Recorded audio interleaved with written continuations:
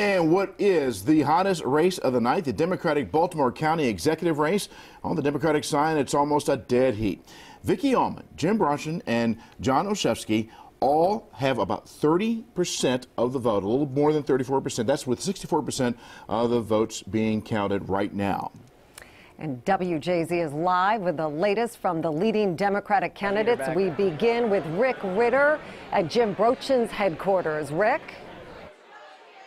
Well, Mary, it's been an intense race for months, so why would we expect anything different tonight, right? This is about as close as it gets. It is an absolute nail-biter, but still a very positive atmosphere here at Senator Jim Broschen's watch party. There were a lot of people who thought this would be a two-way race between Broschen and Vicki Allman, but it is absolutely a three-way race with Johnny Olszewski leading in the latest polls. Him and Broschen separated by as little as 300 votes. Now, Broschen, 16 years of experience in the Maryland Senate, tells me he wants to take the county in a different direction. Earlier he was saying, Rick, I think about 20 to 25 votes, something that small could be a complete game changer, and that seems to be holding true tonight.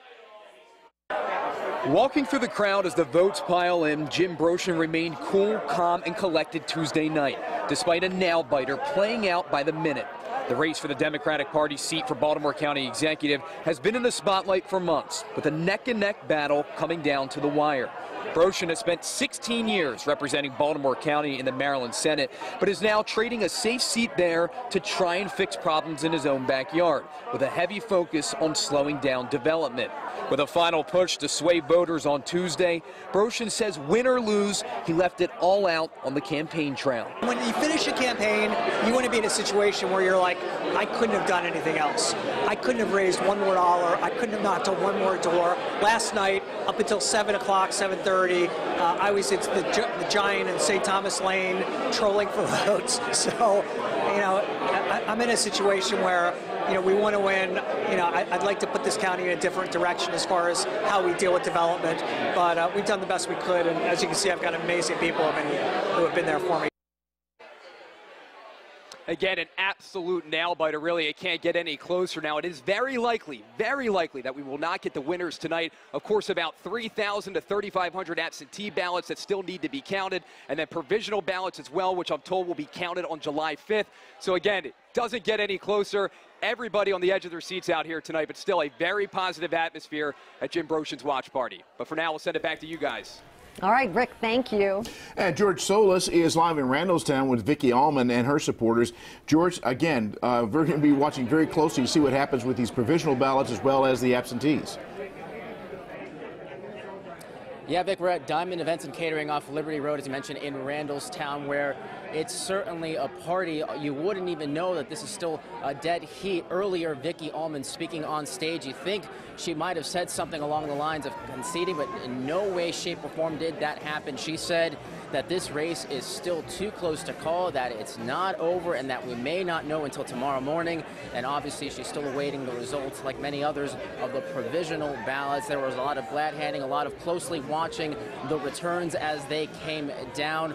A lot of people, again, eagerly waiting and watching those results come in. We did have a chance to speak with Vicki a little bit earlier in the evening as she got to her party and began thanking and just congratulating everyone for all their hard work during this campaign.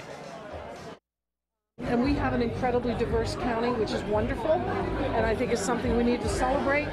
And it's just been an amazing journey. I've loved every minute of it. Met incredible people. So I'm happy. I'm good.